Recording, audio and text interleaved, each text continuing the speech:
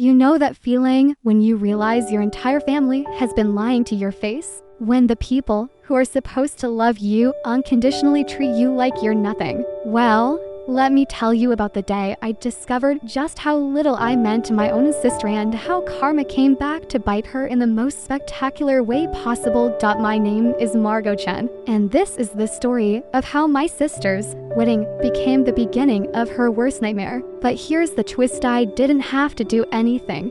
Sometimes the universe handles revenge better than we ever could. The golden child versus the forgotten daughter. Growing up in suburban Connecticut, I always knew my younger sister, Vivian, was the favorite. Mom and Dad never tried to hide it. She was the pretty one, the talented one, the one who could do no wrong. Me, I was just there, the placeholder child. The practice run before they got it right with Vivian.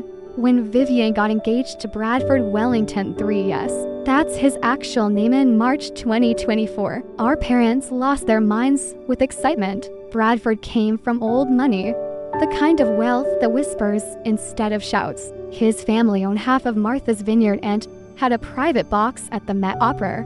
To my parents, this wasn't just a wedding. It was their ticket into a world they'd always dreamed of joining. The wedding was scheduled for September 14, 2024, at the prestigious Rosecliff Manor in Newport, Rhode Island. No expense was spared. We're talking $400,000 for a single day. Ice sculptures, celebrity florist, a 12-tier cake that required its own structural engineer. Vivian had become a Bridezilla on steroids, and my mother was her willing accomplice. The invitation that wasn't really an invitation. When I received my wedding invitation in late June 2024, something felt off. While other family members were getting their invitations in beautiful cream-colored envelopes with hand-calligraphed addresses and wax seals, mine came in a standard white envelope with a printed label. Inside, there was no personal note. No, we can't wait to celebrate with you. Just the formal invitation card. I called my mom. Hey, I got the invitation. It's beautiful. There was a pause. Oh, good. Yes. Well, we're very excited. Where am I sitting? I'd love to know who else will be at my table. Another pause. Longer this time. Vivian is still working on the seating chart. Sweetheart, you know how particular she is about these things. That should have been my first red flag, but I was determined to be supportive. I'd already spent $1,200 on a bridesmaid dress even though I wasn't asked to be a bridesmaid. I'd attended every shower, every planning session I was invited to, and I'd kept my mouth shut when Vivian threw tantrums that would make toddlers jealous. The rehearsal dinner revelation. Rehearsal dinner was held on September 13, 2024, at the Ocean House. I arrived in the dress I'd carefully selected, elegant, but not attention-stealing, expensive, but not showy. I'd learned long ago how to make myself invisible when Vivian needed the spotlight. As I walked into the private dining room, I noticed something strange. There was no place card with my name. I approached my cousin, Miranda, who was already seated. Double quotes, hey, have you seen where I'm sitting? Miranda's face went pale. Oh, Margot, you don't know? Know what? She leaned in close. I probably shouldn't tell you this, but Vivian told me you're not sitting with the family tomorrow. She said something about space limitations and having to make tough choices.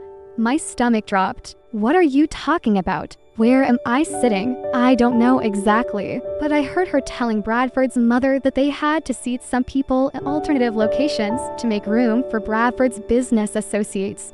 I felt like I'd been slapped, but I smiled, nodded, and made it through that dinner. I laughed at the toasts, applauded at the right moments, and didn't cause a scene. Inside, I was dying. The wedding day, September 14, 2024, I arrived at Rosecliff Manor at 2 p.m., 2 hours before the ceremony. The estate looked like something out of a fairy tale. White roses everywhere, string quartets playing, and guests in designer outfits that probably cost more than my car. I found my mother near the bridal suite, directing staff like a military general. Mom, can we talk? Not now, Margot. We're in the middle of crisis management. Vivian's veil isn't sitting right. I just need to know where I'm sitting. She wouldn't meet my eyes. Your father has your place card. Find him. I located Dad near the bar, already on his second scotch despite the early hour. Dad, where am I sitting? He pulled out a place card from his jacket pocket and handed it to me without a word. I looked at it, certain I'd misread. Table H, Margot Chen. Table H. Not A, not B, not even F or G. Table H. Where is Table H? Dad. He took a long sip of his drink. Talk to your sister. I found Vivian in the bridal suite, surrounded by her bridesmaids, my cousins, her college roommates, Bradford's sisters, all the women in her life who mattered. I wasn't among them, obviously. I wasn't even invited into the room. But I knocked anyway. One of Bradford's sisters, Pembroke, yes, really, opened the door crack. Can I help you? I need to speak with Vivian. She's busy. It's her wedding day, I know. I'll just take a minute. Vivian's voice came from inside. Let her in. Pemby, might as well get this over with. I walked in to find my sister sitting in front of a Hollywood-style mirror, her makeup artist putting the finishing touches on her face. She looked stunning, I had to admit. The dress was a custom Vera Wong, her hair swept up in an elaborate updo that had taken 3 hours to create. What is it, Margot?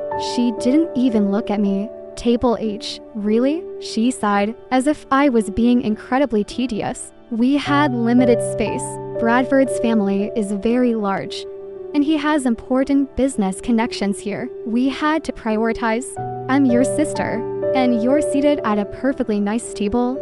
Where is Table H? Vivian. She finally met my eyes in the mirror. It's in the overflow area. The overflow area? The hallway. But it's decorated beautifully. You won't even notice the difference. I stood there, speechless.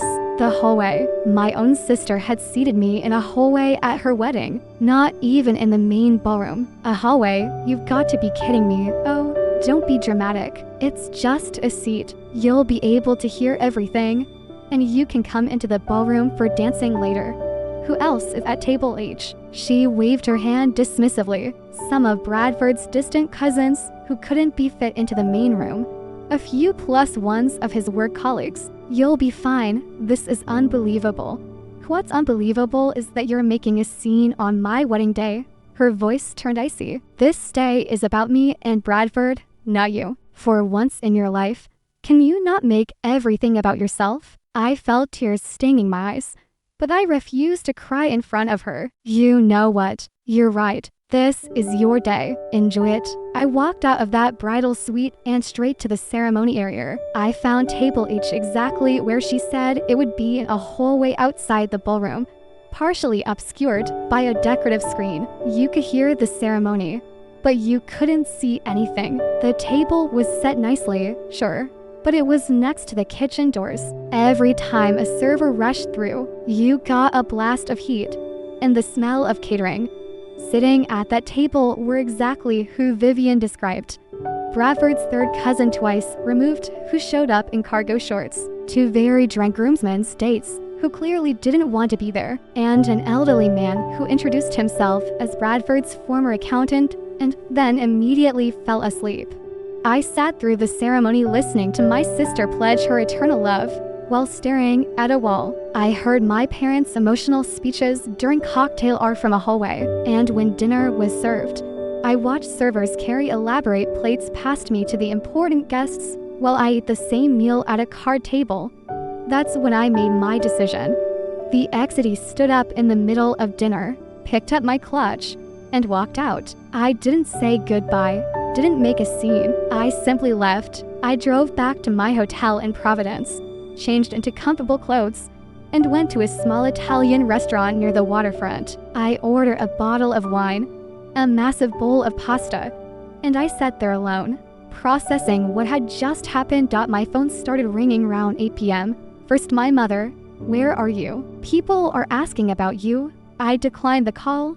Then my father, "Margot, this is childish. Come back." Declined. Then, surprisingly, a text from Randa. "I don't blame you. That was messed up. Call me when you're ready." I turned off my phone and finished my wine. The aftermath, Weekone flew back to my apartment in Boston the next morning. I'd taken the entire following week off work, expecting to help Vivian with post-wedding tasks.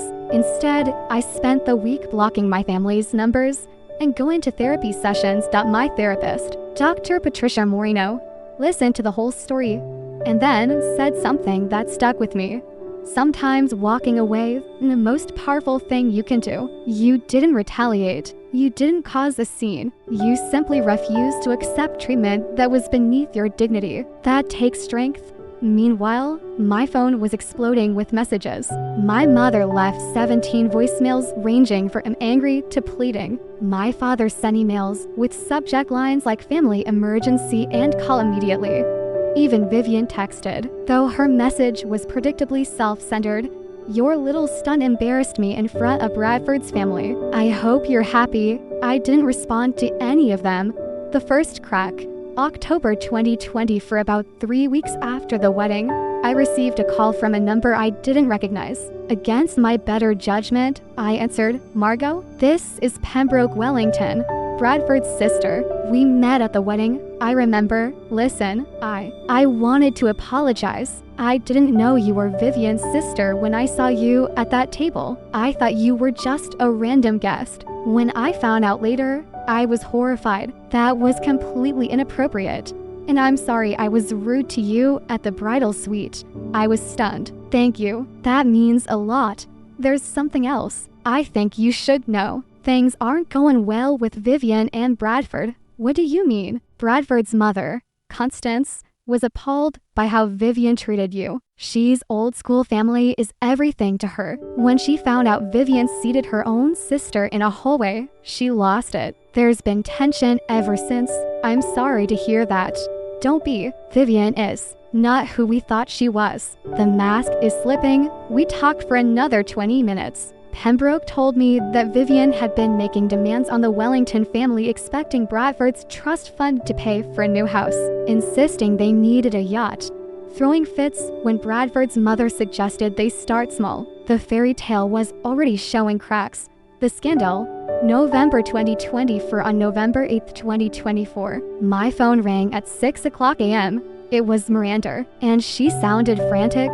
"Have you seen the news?" "What?" "No. I was sleeping." "Check your email. Check everything. It's all over the society pages."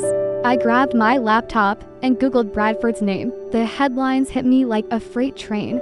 Wellington Heir's wedding planner speaks out. The bride was a nightmare. Inside the $400,000 wedding from hell, staff reveals Bradford, Wellington's bride berated workers, made racist comments. Wedding photographer releases statement on worst bride of 2020 for the wedding planner. A woman named Isabel Torres, who was highly respected in the industry, had given an interview to a major wedding publication. She detailed how Vivian had screamed at the staff, reduced the florist to tears, made inappropriate comments about the Hispanic catering crew, and threw a champagne flute at a server who brought her the wrong appetizer. The photographer, Marcus Chen, no relation, posted on his Instagram about the experience, carefully avoiding Vivian's name, but making it clear enough that everyone knew who he meant. In my 15 years of wedding photography, I've never encountered such entitlement and cruelty. This bride treated human beings like servants, and her family enabled every moment of it. But the worst part, someone had recorded audio. A guest I never found out who had recorded Vivian during the reception, talking to her bridesmaids about the wedding. The audio was leaked online, and it was devastating. Vivian's voice, slightly slurred from champagne. "Did you see my sister's face when she saw where she was sitting? Priceless. I mean, Bradford's business partners are worth millions. What has Margot ever done? She works in marketing for a startup. She's nobody. Why would I waste prime real estate on her?" Her bridesmaids laughed. One said, "You're terrible." Vivian replied, "I'm practical. This wedding was about making connections. Margot doesn't bring anything to the table except judgment and jealousy. She's always been jealous of me since we were kids. I'm just glad she left early so I didn't have to look at her bitter face all night." The audio went viral. The implosion. December 2020 for Bradford's family was mortified. Constance Wellington released a statement through her publicist. The Wellington family does not condone the treatment of any individual in the manner described in recent reports. We are deeply troubled by these allegations and are taking time to reflect as a family. Translation: Bradford was in deep trouble. My parents, predictably, tried to do damage control. My mother gave an interview to a local Connecticut paper claiming the reports were exaggerated, that Vivian was under tremendous stress, that the audio was taken out of context. My father called the wedding planner and photographer disgruntled vendors looking for attention. But the damage was done. Vivian's name was poison in social circles. The Wellington family disinvited her to their annual Christmas party in Aspen. Bradford's mother stopped taking her calls. And then, on December 18, 2024, I received a text from a number I didn't recognize. This is Bradford. I need to talk to you about your sister. Can we meet? The meeting? December 22nd, 2024, we met at a quiet coffee shop in Cambridge, Massachusetts. Bradford looked terrible, exhausted, stressed, 20 pounds lighter than at the wedding. He ordered a black coffee and sat down across from me. Thank you for meeting me. I wasn't sure you would. I'm curious why you wanted to meet. He ran his hand through his hair. Because I'm getting a divorce. And I need you to know it's not because of what happened to you at the wedding, or rather, it's not only because of that. It's everything for the next hour. Bradford told me everything. How Vivian had become increasingly demanding after the engagement.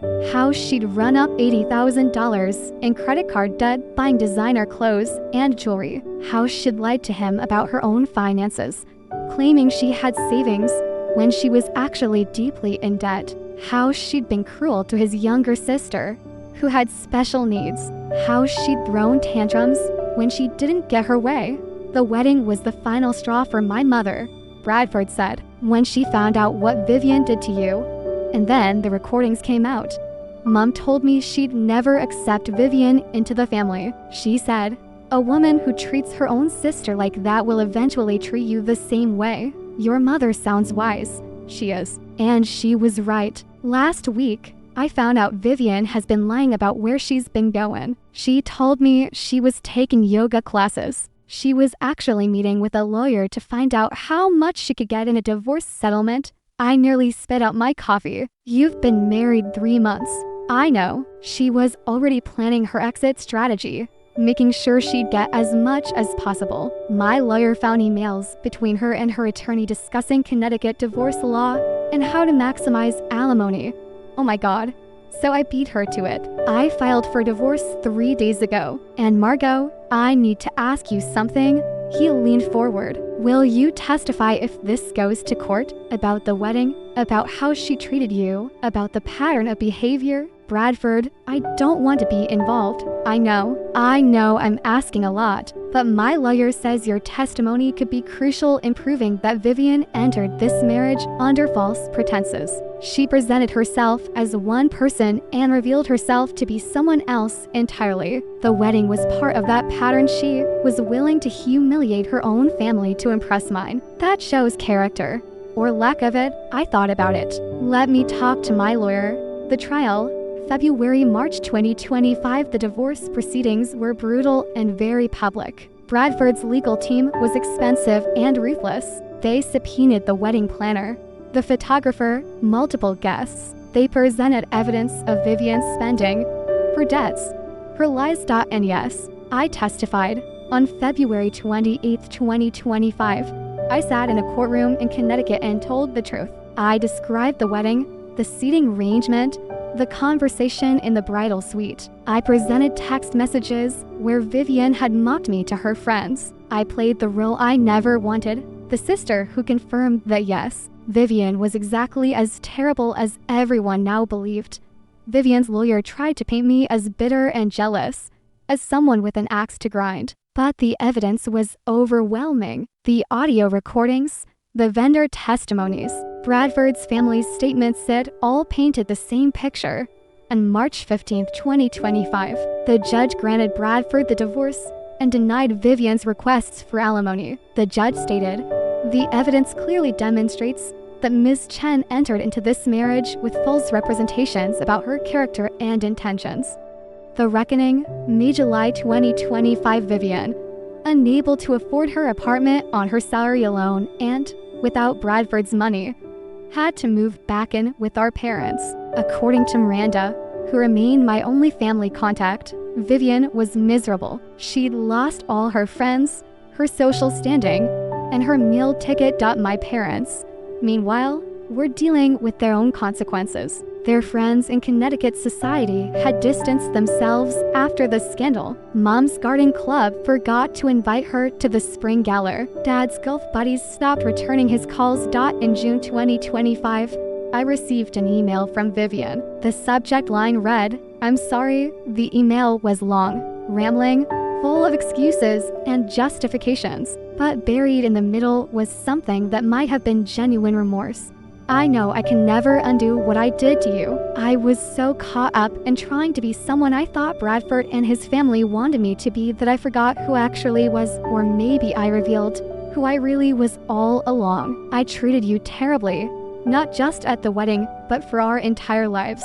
You deserved better, and I'm sorry. I don't expect you to forgive me. I just wanted you to know that I finally understand what I lost. Not Bradford, not the money, not the social status. I lost my sister, and I'm the only one to blame." I read it 3 times. Then I saved it in a folder and didn't respond. The present, September 2025. It's been a year since that wedding. 1 year since I walked away from that holy tableland, unknowingly changed the trajectory of multiple lives. I'm doing well. I got promoted at work. I'm dating someone wonderful. And I've built a chosen family of friends who actually value me. My therapist says I'm doing much better. The anger has faded, replaced by something like peace. Bradford sent me a holiday card last December with a note. "Thank you for telling the truth. I'm in a much better place now. I hope you are too." I heard through Pembroke that he's dating someone new, a kindergarten teacher who has no interest in high society. His mother approves. Vivian, from what Miranda tells me, is still living with her parents. She got a job at a local boutique and is slowly rebuilding her life, though she'll never have the life she thought she was marrying into. The scandal follows her. A Google search of her name brings up all the articles from last year. My parents and I haven't spoken since April. I sent them a message through Miranda. "I'll consider reconciliation when you're ready to acknowledge that you treated me terribly for 30 years and you owe me an apology. Until then, I'm not interested." They haven't apologized. The lesson people ask me if I regret testifying against Vivian. They ask if I feel guilty about how her life turned out. They ask if I miss my family. Here's what I tell them: I didn't ruin Vivian's life. She did that herself. I didn't destroy my parents' social standing. They enabled a monster and suffered the natural consequences. I didn't seek revenge. I just refused to continue being treated like I was worthless. Sometimes the best revenge is simply walking away and letting people face the consequences of their own actions. Karma doesn't need your help. It's got everything under control. Would I have preferred a different outcome? Of course. I wish I'd had a sister who loved me, parents who valued both their daughters equally, a family that didn't treat me like an afterthought. But I didn't get that family, so I built my own, and you know what? My chosen family would never seat me in a hallway. Epilogue. October 2025. Last week, I received an invitation in the mail. It was from Pembroke, Wellington. She's getting married next spring, and she wants me there, not in a hallway, not at overflow seating. I'm invited to the family section. She wrote a note. "You showed me what real dignity looks like. You didn't seek revenge. You didn't cause drama. You just maintained your self-respect and told the truth. That's the kind of person I want at my wedding. Plus, our family owes you for saving Bradford from a terrible mistake. Please come and bring your boyfriend. We'd love to meet him. IRSVPDS." Vivian wasn't invited. Sometimes the best endings are the ones where you simply survive, heal, and build something better. You don't need dramatic revenge. You don't need to hurt the people who hurt you. You just need to walk away, tell the truth when asked, and let karma handle the rest. To anyone reading this who's been the forgotten child, the scapegoat, the one who's never quite good enough, it gets better when you stop trying to earn love from people who will never give it to you. Walk away, build your own family, live well. That's the best revenge of all.